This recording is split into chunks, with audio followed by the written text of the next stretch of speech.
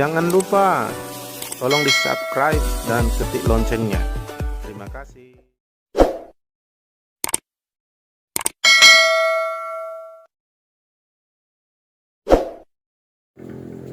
Shalom. Apa yang membuat orang tertarik jadi percaya sama kita, bahkan mengikuti kita, adalah hal-hal yang memang apa yang dia tidak punya. Misalnya, bagaimana mungkin orang muda yang masih seperti kamu sekolahan bisa orang tertarik, bahkan mengikuti kamu, bahkan percaya samamu, padahal dia mungkin sudah doktor, orang kaya, mungkin bupati atau camat. Apa yang membuat mereka percaya sama kamu? Yang nanti dampaknya jadi percaya sama yang kamu sembah, yaitu Yesus. Yang sulit orang percaya pada Yesus gara-gara kita yang memang gak ada mempresentasikan, menyatakan Yesus. Kita bisa saja diutus Yesus nanti untuk membawa orang percaya Tuhan. Karena tidak ada orang langsung percaya Yesus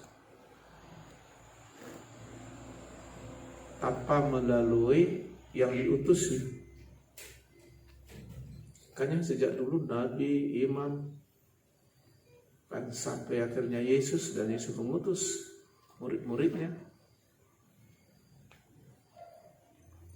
Jadi bagaimana bisa kita melayani orang terkaya misalnya di satu kota, pejabat, orang terkenal, orang yang berpendidikan tinggi, dan mereka percaya, mereka menerima, mendengar kita, bahkan mengikuti kita, meneladani kita, mengagumi kita. Apanya yang dilihat? Kekayaanmu? Enggak. Pendidikanmu? Enggak. Gantengmu? Enggak. Jadi apanya yang dilihat sehingga mereka tertarik? Ya Kristus, firman yang hidup dalam dirimu, yang kau nyatakan itu ketika kau melayani. Makanya jangan ada orang menganggap kau rendah karena kau muda, katanya kan? Jadilah teladan dalam imanmu, kesucianmu, dan sebagainya. Artinya, ketika kita tidak berhasil menampilkan Yesus dan firman kepada orang dan melalui hidup kita, jadi apa yang mau kita tampilkan? Paling yang kita tampilkan kelemahan kita, kebodohan kita, kemiskinan kita, keterbatasan kita. Tapi sebenarnya kita bisa tampilkan yang sempurna melalui hidup kita, dan itu juga akan menyempurnakan kita. Jadi pelayanan yang sempurna itu adalah pelayanan yang menampilkan Yesus dan firman melalui hidup kita. Jadi kalau kita nggak punya itu, lalu apa yang mau kau cerita sama mereka? Apa yang membuat dia percaya? Kau ajar dia matematika, dia profesor matematika. Kekayaan, enggak kayanya kau, usia kau masih berapa? Keterkenalan, lebih terkenal dia.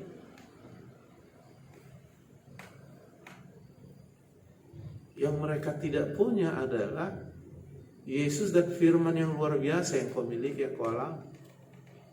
Nah, kalau kau nggak bisa tampilkan itu, apa yang kau tampilkan? Paling dirimu, kelemahanmu yang terlihat.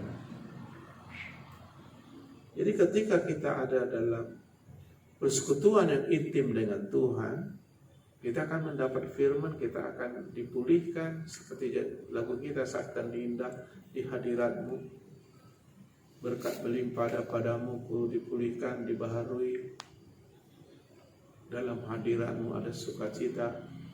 Artinya kita alami sesuatu dari Tuhan yang hanya orang-orang di dalam Tuhan yang bisa mengalaminya. Dan orang-orang di dunia ini meskipun dia kaya belum tentu mengalami.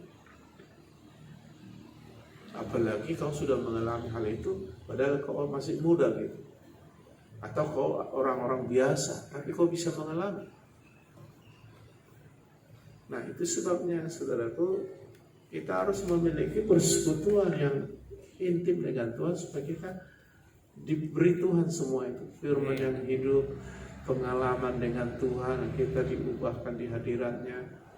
Dan ketika kita melayani, kita mempresentasikan Tuhan, kehadirannya, firman yang hidup melalui kita, kuasanya yang bekerja dalam diri kita, rohnya yang bergerak dalam diri kita.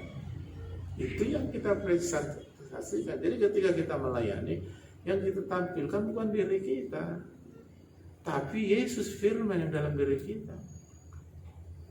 Jadi berbicara tentang Yesus dan firman itu membuat siapapun di dunia akan kagum, siapapun di dunia akan percaya, siapapun di dunia butuh itu, agama apapun butuh itu. Ketika itu yang kau tampilkan melalui hidupmu, itulah yang dimaksudkan Mazmur 60 itu, Yesaya 60, bangkitlah menjadi teranglah, sebab terang datang, kemuliaan Tuhan nyata atas dirimu, kata.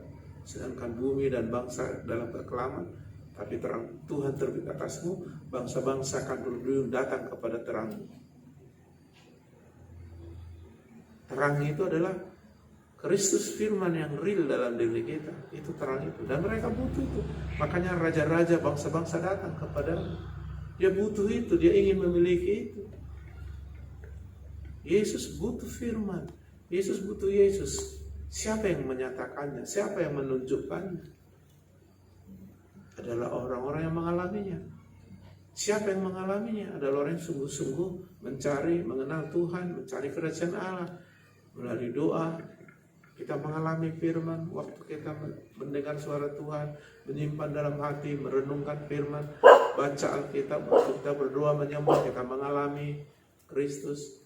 Dan itu mengubah kita, dan kita share sama orang. Jadi bukan tentang diri kita. Itulah makanya kita bersatu teduh. Memang bisa melayani, sembarangan aja kau hidup bisa naik di atas. Tapi kau bukan sedang memuliakan Tuhan. Dan itu tidak bisa di hadapan Tuhan seperti itu. Dan itu membuat gereja itu menjadi beragama. Beracara tapi tidak ada Tuhan beracara. Kebaktiannya sukses tapi tidak ada hadirat. Tidak ada Tuhan bekerja. Padahal Tuhan mengharapkan di mana muridku berada, di situ aku berada. Karena kita menunggal menyatu dengan Kristus. Seperti Yesus mempresentasikan Allah Bapa di surga. Kalau kamu melihat aku, kamu melihat Bapa. Kalau kamu percaya padaku, kamu percaya pada Bapa. Kalau kamu mengenal aku, kamu mengenal Allah. Orang Israel mau mengenal Tuhan, mereka nggak tahu di mana Tuhan. Lalu Yesus mempresentasikannya, lalu Yesus mengomong, aku dan Bapa satu. Ya itu artinya kan punya hubungan, keintiman, persekutuan dengan Tuhan dan firman. Jadi kalau kau nggak punya, lalu apa yang mau kau tampilkan di depan? Suaramu ya lebih enak, dangdutan di sana suaranya. Apa? Kecantikanmu, di TV banyak orang cantik, bisa tonton. Kekayaanmu, bukan kaya kau. Kepintaranmu, bukan juara umum kau di Indonesia. Dan kalaupun itu, Tuhan nggak kehendaki hal-hal yang itu kau tampilin. Tapi ketika kita mempresentasikan firman yang hidup di dalam diri kita, mempresentasikan pengalaman kita dalam Tuhan, bagaimana berjalan berhasil ikut Tuhan, mempresentasikan Kristus.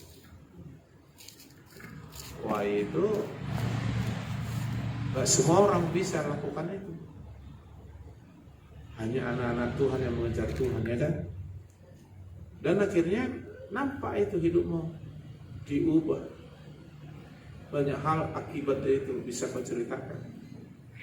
Nampak dari karakter, dari ngomongmu. Jadi banyak memang orang melayani asal tampil aja ke depan. Hatinya penuh kepahitan, hatinya penuh kebencian, melayani aja. Pelayan gitu. Pendeta gitu. Di gereja nampaknya sungguh-sungguh dia, tapi sebenarnya isinya enggak seperti itu. Hanya di gereja dia menampilkanlah hal-hal rohani, kenyataannya bukan rohani. Itu permainan agama itu namanya, ya kan? Orang Farisi suka begitu. Tuhan mau kita memang menampilkan dia yang kita alami dengan Tuhan, ya kan? Jadi itu yang membuat seorang profesor mendengar seorang anak kecil yang menceritakan tentang Tuhan dalam hidupnya, firman dalam hidupnya. Dan itu tidak Tuhan beri kepada sembarangan orang. Itu kepada orang yang betul-betul mencari dahulu kerajaan Allah. Kalau enggak, lalu apa? Jadi ketika kita ada dalam hadirat menampilkan Kristus dan firman, kita enggak nampak lagi, kelemahan kita enggak nampak lagi. Orang melihat Tuhan di dalam kita. Dan mereka butuh yang di dalam kita itu. Maka mereka percaya mendengar dan mengikuti. Akhirnya kita bisa membawa banyak orang kepada Kristus. Jadi bukan karena hebat kali, jago kali dia menyusun kata-kata khotbahnya. Rasul Paulus bilang, aku datang bukan dengan kata-kata yang luar biasa, tapi dengan kekuatan roh, demonstrasi roh, artinya pekerjaan Tuhan yang bergerak melalui hidupnya. Itu.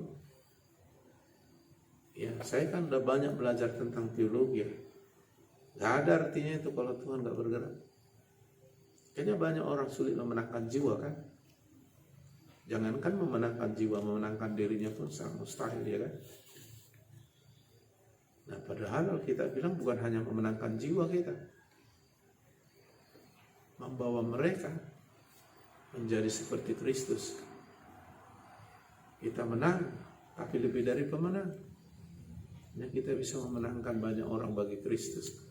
Dengan apa? Dengan Kristus dan firman yang kita miliki, yang memberi kita kemenangan itu yang kita bagi, yang kita presentasikan sama orang. Sebenarnya itu rahasianya.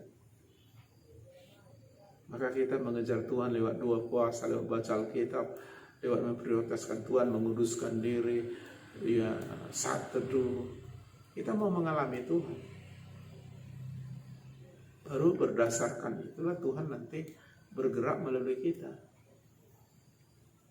Ada di dunia ini melahirkan raksasa rohani, padahal dia orang miskin, saking miskinnya nggak pernah sekolah, jadi tidak tahu baca tulis. Tapi begitu dia mengalami Tuhan, dia betul-betul berjuang mengenal Tuhan, menggoncang dunia dia. Bahkan profesor teologi mendengar dia. Karena apa? Karena itu nggak dimiliki semua orang. Itu dimiliki orang-orang yang memiliki hubungan intim dengan Tuhan. Dan dia menjadi pembicara utama dari konferensi pendeta-pendeta hamba-hamba Tuhan seluruh dunia. Nggak ada sekolahnya. Maksudnya bukan tidak ada artinya sekolah, tapi tanpa Kristus kita nggak terlalu dibutuhkan orang. Iya. Jadi itu yang membuat si pemuda namanya Smith Wigglesworth mengguncang dunia dan memenangkan banyak, bahkan melahirkan anak-anak rohani yang kaliber dunia. Salah satu anak rohaninya namanya pendeta Kenneth E. Hagin, seniornya pendeta di Amerika. Jadi itu saudara. Jadi ketika firman yang kita alami, kita hidupi, yang diwahyukan dalam diri kita, dalam hidup kita, firman Tuhan, Yesus yang kita alami, bagaimana dia mengubah kita, bagaimana dia bergerak memimpin kita, itu yang kita tampilkan. Wah, itu saudara, kita udah menampilkan yang sempurna, dan di dalamnya kita jadi disempurnakan. Kalau kita ada di ruangan yang dingin, kita jadi dingin. Kita ada di ruangan yang panas, ya kita kepanasan. Ketika kita tenggelam dalam Tuhan, hadirat Tuhan yang kita bawa, ya kita jadi diubah seperti Dia. Yang mengubahkan Tuhan. Cuma supaya kita diubah Tuhan, kita harus masuk ke dalamnya. Makanya mari kita berusaha sungguh-sungguh mengenal Tuhan. Maka Ia datang seperti hujan dan datang seperti fajar terang. Artinya kita mengalami dan diubah, ya. Jadi bukan yang banyaknya peraturan di sini harus puasa. Apa ini? Makanya banyak orang jadi sulit. Makanya Yesus bilang di dalam Matius 11, mari kepada Aku yang letih lesu beban berat, Aku memberi kelegaan. Artinya seberat apa, seletih apapun, kalau kita udah dalam hadirat di dalam Tuhan, nggak berat, nggak letih lesu lagi, tapi sudah mendapat kelegaan. Belajarlah kepada Pikulah yang kupasang, belajarlah kepada Aku, ayat 29. Dan jiwamu mendapat ketenangan, sebab Ku yang kupasang enak, bebanku ringan. Jadi enak melayani. Kenapa banyak orang meninggalkan pelayanan? Karena berat. Kenapa?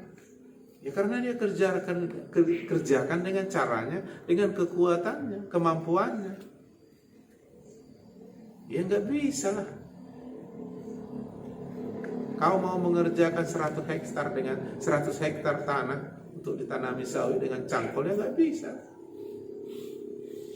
Tapi kalau kau mengerjakan itu dengan traktor, ya bisa. Makanya inilah pelajaran kita hampir tahun ini. Ya, jadi kalau kamu nggak ngalami Tuhan, ya capek. Makanya saking capeknya mengangkat hatimu memuji Tuhan, nggak mampu lah itu kan. Lalu Iblis bilang, nggak bisa kamu mundurkan diri. Makanya banyak orang mundurkan diri karena berat. Ya berat lah, orang menghadapi masalahmu aja kok nggak bisa, apalagi menghadapi masalah orang lain kan. Tapi di dalam Yesus, oleh Yesus kita bisa bahkan melakukan perkara besar. Di mana rahasianya? Di dalam Yesus. Haleluya. Enak.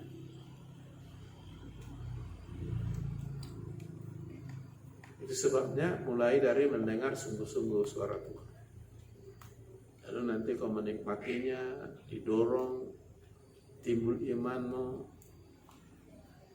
Dan kalau dosa, keinginanmu bisa menyeret kau ke dosa, maka firman yang kau tanam di hatimu menimbulkan keinginan yang menyeret kau melakukan firman. Sehingga firman itulah yang mengubah karaktermu, mengubah hidupmu, mengangkat dimensi iman. Jadi enak. Haleluya. Orang yang sudah pandai main keyboard, dia bisa main keyboard dengan enak, tanpa stres. Tapi kalau nggak bisa, ya stres dia. Nah, begitu juga kita harus belajar bersekutu dengan Tuhan, biar Tuhan ajari kita bagaimana bergerak dengan Dia. Jadi beban itu bukan berat. Kalau kau pakai cangkol 10 hektar tanah mau kau cangkol untuk tanam sawit, ya nggak bisa. Tapi kalau kau dengan traktor bisa. Iya kan? 2 hari selesai itu kalau kau pakai traktor. Kalau pakai cangkol, ketolak. 6 bulan sudah selesai, semua udah berumpuk lagi nanti. Dengan Tuhan bisa. Makanya harus masuk dalam Tuhan. Namanya bersekutu. Yohanes 15 ayat 1 sampai 8 bilang, akulah pokok anggur, Bapakkulah pengusaha, kamulah ranting. Kalau ranting tinggal pada pokok, makanya berbuah banyak. Makanya tinggallah dalam aku dalam kamu, kamu akan berbuah banyak. Di luar aku kamu gak bisa. Itu artinya kita harus terhubung.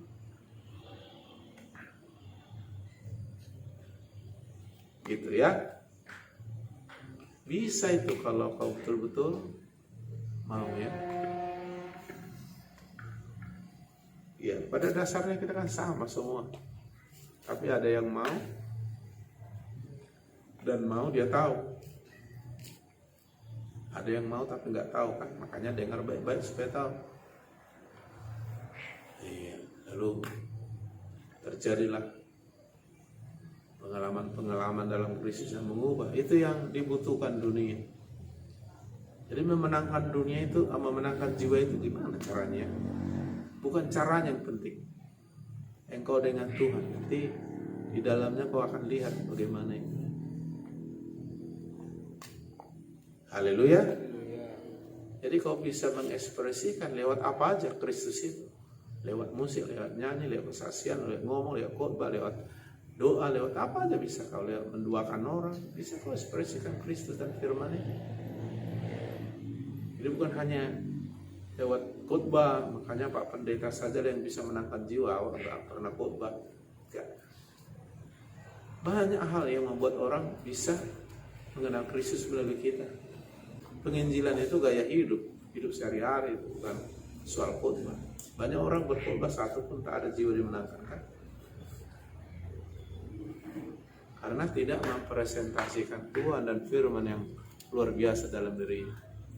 Saya percaya kalau kau mengalami Kristus yang mengubah karakter, memberi kemenangan yang kau alami pada saat teduh, saat puasa, saat kau berdoa, saat kau merenungkan firman, dengar khotbah, kau akan bergairah menyampaikannya sama orang. Dan itu akan mereka lihat di dalamnya ada Kristus, ada firman yang luar biasa. Mereka akan tertarik. Dan mereka akan belajar bagaimana hal itu bisa terjadi. Dan Tuhan mengutus engkau pada mereka. Haleluya. Ketika mereka percaya, maka mereka percaya pada Yesus. Karena kau diutus dalam posisi itu. Kalau mereka percaya pada Yesus, mereka selamat. Dan akhirnya mereka terus mendengarkan orang yang diutus. Dan mereka akan terus menjadi seperti apa yang Tuhan kehendaki. Amin. Iya. Itu sebenarnya. Makanya bisa anak kecil di luar negeri, anak kecil yang masih umur 9 tahun dipakai melayani KKR. Dia bernubuat, bisa nanti saya tunjukkan sama kamu. Kenapa? Dia dilatih oleh Bapak rohaninya. Didoakan orang sakit, sembuh. Ya usir setan. Kenapa? Karena dia udah mengalami Kristus. Firman yang ditanamkan melalui Bapa rohaninya ada dalam hidupnya. Itu aja disampaikan. Jadi Tuhan bisa pakai kita. Haleluya. Makanya banyak orang menganggap pendeta yang bisa menangkan jiwa. Kami enggak. Memenangkan jiwa itu bukan soal jabatan.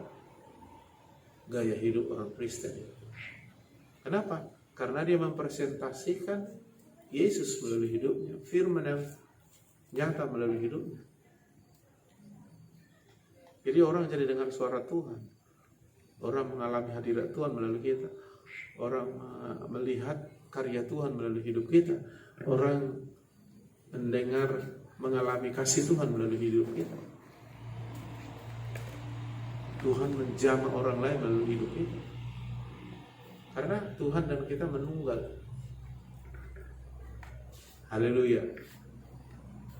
Saya pernah gini, saya doain orang, saya tumpang tangan. Luar biasa aku jamah Tuhan katanya. Ya memang dia dijamah Tuhan, tapi Tuhan memakai saya menjamah dia dan Tuhan menjamah. Wih, luar biasa suara Tuhan tadi berbicara sama saya.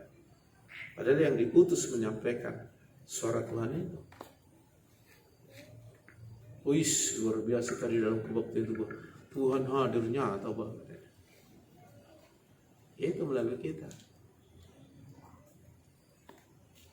Itunya. Jadi melalui apa kita bisa tampilkan presentasikan Tuhan? Ya. Haleluya. Sampai-sampai saya pernah, saudaraku, datangi orang yang kerasukan setan, lari dia. Kenapa kau lari? Takut aku. Kau takut sebenarnya sama saya? Karena Kristusnya dilihatnya kan.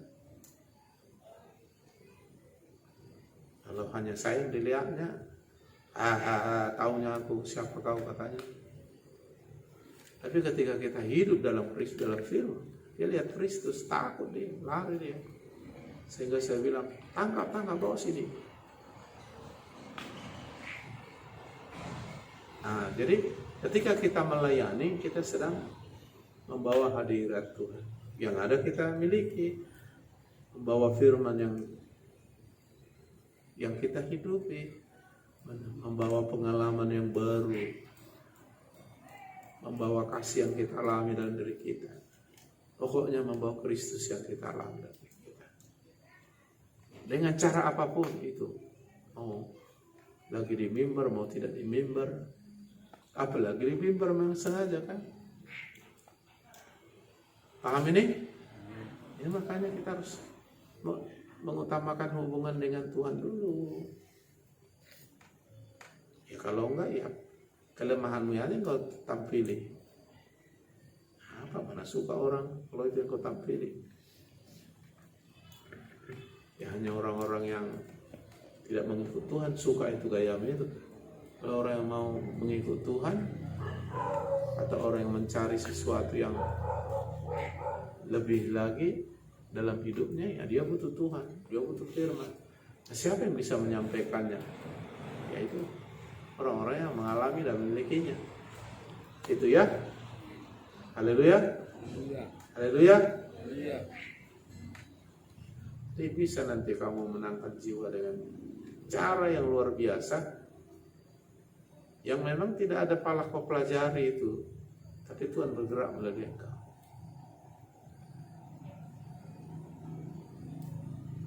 Haleluya.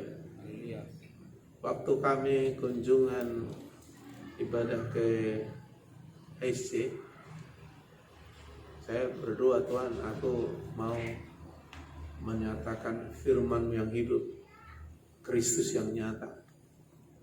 Berbicaralah Tuhan kepada mereka. Nyatakanlah kuasa-Mu, nyatakan api-Mu. Lalu kami pergi. Dan ada seorang pemuda, anaknya Pak Gembala ini, sangat rindu sekali dibaptis Roh Kudus. Saya nggak tahu. Tapi waktu altar call, dia maju. Dan saya berdoa, dia lawat Tuhan. Dia jatuh. Lalu saya layani yang lain. Lalu akhirnya mau saya akhiri, Tuhan bilang, ini dilayani lagi. Saya nggak tahu apa kebutuhan dia. Saya suruh dibangkitkan lagi, saya doain. Nah, Tuhan bergerak. Tuhan membakar, membaptis dia dengan Roh Kudus. Dan itu menyala terus, saudaraku, sepanjang minggu itu. Sampai-sampai bapaknya yang gembala sidang telepon saya. Mana Pak, bahasa roh dia terus. Apa dia mengganggu atau aneh? Enggak, Pak. Dan waktu kebaktian kaum muda menular dari dia ke orang lain, kayak dia semua di kaum muda katanya. Ya itulah api, saya bilang. Cuma ajari. Jangan dia melepaskan emosi, karena emosi itu harus dikuasai. Itu artinya menguasai diri. Roh Kudus biar bergerak, tapi ibarat berenang, saya bilang. Berenang itu bisa gak bunyi airnya kan. Tapi kalau orang baru berenang memang butuh katanya. Tapi belajarlah dia berenang tanpa bunyi airnya. Begitu juga, nikmati mengalir bersama Roh Kudus tanpa harus hebohkan emosinya. Ajari dia. Artinya mereka mengalami api itu dari si pemuda ini kayak muda-muda yang lain. Karena dia merindukannya. Lalu dia berdoa. Pas kebaktian pemuda itu menyala gitu. Padahal pengetahuannya dengan kamu ya jauh beda. Tapi itu yang dia punya. Dan itu dibutuhkan. Haleluya. Nah, dunia membutuhkan profesor, orang kaya, pejabat semua agama membutuhkan Yesus yang kau alami, firman yang luar biasa yang diwahyukan dalam dirimu, karakter yang diubahkan Tuhan, kemenangan yang dilakukan Tuhan dalam hidupmu. Ketika kau ceritakan, mereka lihat Kristus. Gitu. Makanya kalau masa muda ini kamu bisa di level itu, kamu goncang dunia. Kalau kamu melempam di masa muda ini, masa tua ya begitu aja lah kamu. Ya, jadi mari sungguh ya, yang gesit ikut Tuhan, yang gesit prioritas. Amin. Kita berdoa.